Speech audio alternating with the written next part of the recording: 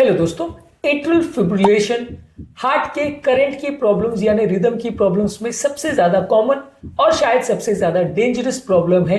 आज हम एक स्पेसिफिक इशू पर बात करेंगे कि इसको जल्दी डायग्नोज करना या जल्दी पहचानना क्यों जरूरी है, जल्दी डिटेक्ट करना क्यों जरूरी है, इसकी क्या प्रैक्टिकल इंपॉर्टेंस है, क्यों ये बीमारी को अगर हम मिस कर देते हैं या लेट डायग्नोज करते हैं तो अक्सर ये बहुत मुश्किल हो जाता है और बाद में इसको मैनेज करना बड़ा मुश्किल हो सकता है।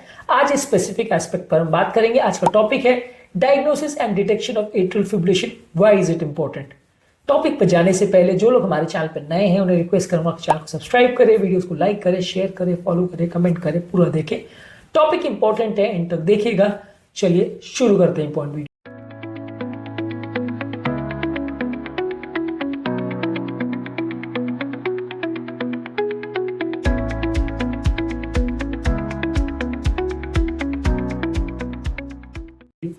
सबसे पहले ये समझने की जरूरत है कि एट्रियल फिब्रिलेशन होता क्या है। एट्रियल फिब्रिलेशन हार्ट के करंट का प्रॉब्लम है जिसमें हार्ट के जो अपर चेंबर्स है जिन्हें हम एट्रिया बोलते हैं वो प्रॉपर कॉन्ट्रैक्ट करने के बदले सिर्फ वाइब्रेट करते हैं। एक तरह से वो उसमें कंटिन्यूस करंट आने की वजह से वो हर बीट के साथ जब ब्लड को पुश करना चाहिए, कॉन्ट्रैक्ट करना चाहिए, ब्लड को धक्का देना चाहिए, वो नहीं कर पाते, सिर्फ वो वाइब्रेट ही करते रह जाते हैं, जिसकी वजह से ब्लड पुश नहीं हो पाता, ब्लड इकट्ठा हो जाता है और ब्लड का ये स्टैग्नेशन जो है ये वहां पे खून का थक्का बनाता है, जिसकी वजह से इस तरह के पेशेंट्स को लकवा होने का चांस कई गुना बढ़ जाता है। एट्रियल फिब्रिलेशन वाले पेशेंट्स में काफी कॉमन है कि इस तरह के पेशेंट्स को लकवा होने का चांस लगभग नॉर्मल व्यक्ति से 5 गुना ज्यादा होता है, क्योंकि इस तरह के पेशेंट्स में जहां पर एट्रिया सिर्फ वाइब्रेट करता है वहां पर ब्लड और उसका कचरा इकट्ठा हो जाता है। ये वैसे ही है जैसे अगर नदी का या नाली का पानी अगर कहीं शिथिल हो जाए या रुक जाए तो सारा कचरा बैठ जाता है। जब पानी का बहाव तेज होता है तो वो छोटे या बहुत बड़ी बड़ी चीजों को भी बहा के ले जाता है। बाढ़ के टाइम अक्सर आप देखते हैं कि पानी का जब बहाव तेज होता है तो पूरे घर भी बहा के ले जाता है, बड़े बड़े पेड़ और जंगलों को बहा के ले जाता है। जब पानी शिथिल होता है तो वो वही घर या वही पेड़ के आसपास पानी सर्कुलेट होता रहता है, लेकिन वो उसको निकाल के या उसको तोड़ के नहीं ले जा पाता क्योंकि पानी का फोर्स नहीं आता। यहाँ पे भी जब हार्ट फोर्सिबली कॉन्टैक्ट करता है और ब्लड को जोर से धक्का देता है तो वहां पे कचरा नहीं बैठता और ये सारे पार्टिकल्स को ब्लड बहा के ले जाता है, वहां पे रुकने नहीं देता। लेकिन एट्रियल फिब्रिलेशन में क्योंकि वहां पे ब्लड का बहाव स्लो हो जाता है, हार्ट वाइब्रेट करने लगता है, इसलिए सारा कचरा बैठ जाता है और वो वाइब्रेशन की वजह से ये क्लॉट्स जो बनते हैं वो कहीं पे भी जा सकते हैं। सबसे कॉमन है इसमें एक क्लॉट का ब्रेन में जाना। ऐसा होने का कारण ये है कि ब्रेन की जो नली है वो हार्ट से निकलने वाली सबसे पहली नलियों में से एक है। काफी ज्यादा चांसेस है कि ये ब्लड का जो फोर्स है वो सारे क्लॉट्स को ले जाके या क्लॉट्स में कुछ सिग्निफिकेंट हिस्सा को ले जाकर ब्रेन में जमा कर देता है, जिससे ब्रेन की नली चोक हो जाती है और वहां का ब्लड सप्लाई बंद हो जाता है, पेशेंट को लकवा आ जाता है। तो यदि हम एट्रियल फिब्रिलेशन को डिटेक्ट नहीं करते हैं, मिस कर देते हैं, तो लकवा होने का चांस कई गुना बढ़ जाता है। अक्सर पेशेंट्स हमारे पास तब आते हैं जब लकवा ऑलरेडी हो चुका होता है, यानी कि एट्रियल फिब्रिलेशन अपना नुकसान कर चुका होता है या एटलीस्ट पहली बार लकवा हो चुका होता है। तो ये एक इंपॉर्टेंट इशू है कि एट्रियल फिब्रिलेशन को यदि हम मिस कर देते हैं तो फाइनली पेशेंट हमारे पास तब आता है जब लकवा हो चुका होता है। और जैसा कि आप जानते हैं कि लकवे के पेशेंट में बहुत ज्यादा इसका कुछ इलाज नहीं है। एक बार लकवा अगर हो गया तो ज्यादातर हम कुछ खास नहीं कर पाते हैं। इसके अलावा एट्रियल फिब्रिलेशन कई बार हार्ट को फेल कर देता है। जब हार्ट की गति बहुत ज्यादा बढ़ जाती है तो हार्ट प्रॉपर कॉन्ट्रैक्शन नहीं कर पाता है, एक तरह से हार्ट की मसल्स थक जाती है। जब हार्ट की मसल्स थक जाती है तो हार्ट फेलियर में चला जाता है। इसको टैकीकार्डियोमायोपैथी बोलते हैं, जिसको हमने एक अलग वीडियो में डिस्कस किया है। टैकीकार्डियोमायोपैथी यूजुअली एट्रियल फिब्रिलेशन में जब हार्ट रेट बहुत ज्यादा होता है तो हो जाता है, और ये सरप्राइजिंगली बहुत जल्दी हो जाता है। ऐसा नहीं है कि ये हार्ट फेलियर होने में कई महीनों या सालों का टाइम लगता है, कई बार 2-4 दिन 15 दिन के अंदर भी ये हार्ट फेलियर इसमें हो सकता है। और बेस्ट बात ये है कि ठीक भी उतनी जल्दी हो जाता है। जैसे हम हृदय की गति को कंट्रोल करते हैं और एट्रियल फिब्रिलेशन को नॉर्मलाइज करते हैं, ये जल्दी ठीक भी हो जाता है। पर यदि हम इसको मिस आउट कर देते हैं तो अक्सर पेशेंट हमारे पास ऐसी हालत में आता है कि हार्ट पूरी तरह फेल हो चुका होता है, और ऐसे लोगों की जान बचाना अक्सर कई बार मुश्किल भी हो जाता है। इसके अलावा यदि हम एट्रियल फिब्रिलेशन को जल्दी डिटेक्ट करते हैं तो पेशेंट की क्वालिटी ऑफ लाइफ को हम इंप्रूवाइज कर सकते हैं, उसके प्रॉब्लम्स और सिम्टम्स को कम कर सकते हैं।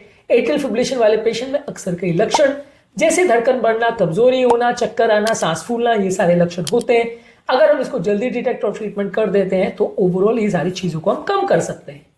इसके अलावा ओवरऑल लॉन्ग टर्म मृत्यु दर पर भी इस पे सिग्निफिकेंट इफेक्ट होता है। हार्ट फेलियर भी एक मृत्यु का कारण है, लकवा भी एक मृत्यु का कारण है। हार्ट फेलियर और लकवा को कम करने के लिए जो दवाइयां देते हैं उनसे साइड इफेक्ट होते हैं।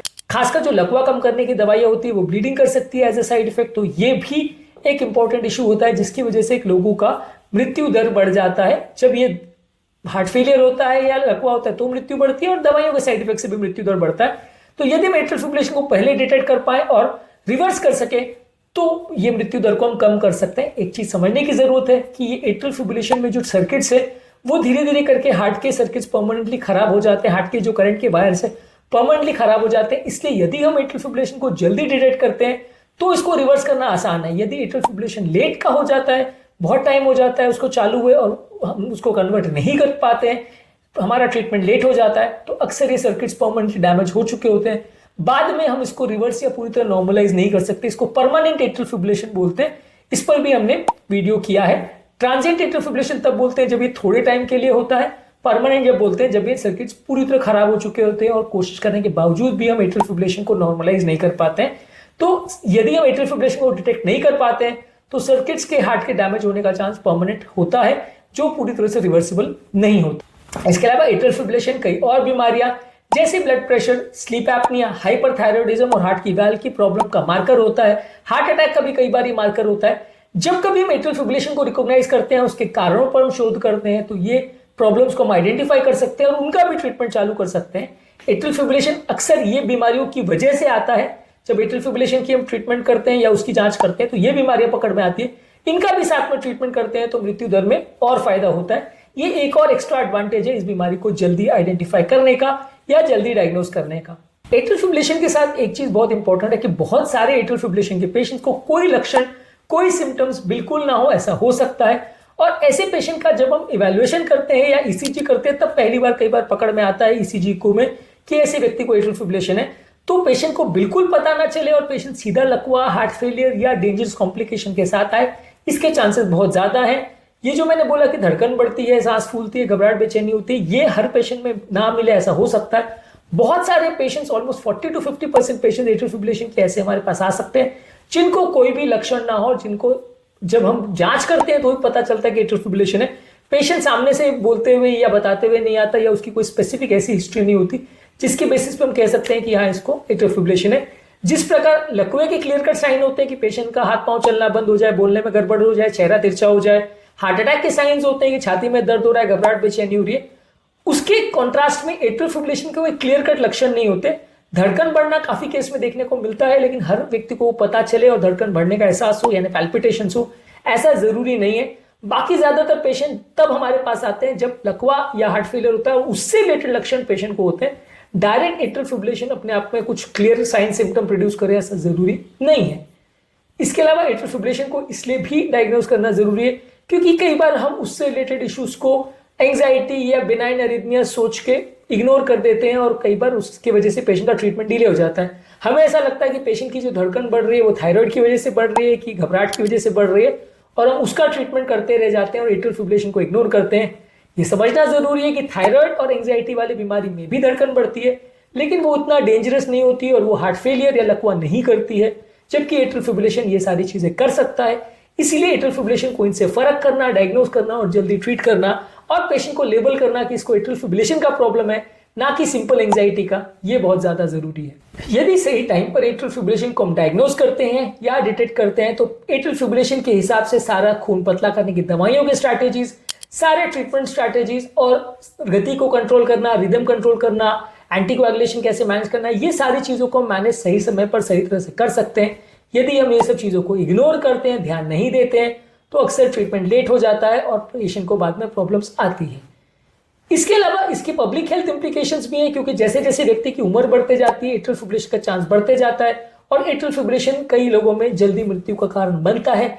इसलिए उम्रदराज पेशेंट्स में यदि हम एट्रियल फिब्रिलेशन को मिस करते हैं तो पब्लिक हेल्थ के हिसाब से भी एक इंपॉर्टेंट इशू है क्योंकि इस तरह के पेशेंट लॉन्ग टर्म में कई बार बहुत जल्दी डिटोरिएट करते हैं और बहुत जल्दी उनकी हालत बिगड़ जाती है, खासकर तब जब उनको सीरियस हार्ट फेलियर या लकवा हो जाता है। अब लास्ट में बात करते हैं कि इसको डिटेक्ट कैसे करें। एट्रियल फिब्रिलेशन को डिटेक्ट करने के लिए आपको पेशेंट की जांच करने की जरूरत है, खासकर ईसीजी या इकोकार्डियोग्राफी करने की जरूरत है। पेशेंट का क्लिनिकल इवैल्यूएशन करने की जरूरत है, खासकर उन व्यक्तियों को जिनको इससे रिलेटेड कोई भी लक्षण हो या खासकर उन व्यक्तियों को जिनको इससे रिलेटेड ऐसी कोई बीमारी है जहां एट्रियल फिब्रिलेशन हो सकता है, जैसे उम्र ज्यादा हो, डायबिटीज हो, हाइपरटेंशन हो, थायराइड हो, अल्कोहल लेता हो, इस तरह के पेशेंट को एट्रियल फिब्रिलेशन होने का चांस है। ये लोगों में हम ज्यादा अवेयरनेस रखें, ज्यादा जल्दी डिटेक्ट करें, बार बार चेक करें तो एट्रियल फिब्रिलेशन को डिटेक्ट करें इसके चांसेस बढ़ जाते हैं। आज के टॉपिक में हमने बात करी कि एट्रियल फिब्रिलेशन यानी हार्ट के धड़कन की प्रॉब्लम को जल्दी डायग्नोज या ट्रीटमेंट करने के क्या इंपॉर्टेंट फायदे हैं, कहां कहां पेशेंट की ओवरऑल लाइफ पे इस पे फर्क पड़ सकता है। इसके अलावा एट्रियल फिब्रिलेशन संबंधित हमने और भी बहुत सारे वीडियो किए, इसके अलग अलग एस्पेक्ट्स को डिस्कस किया है।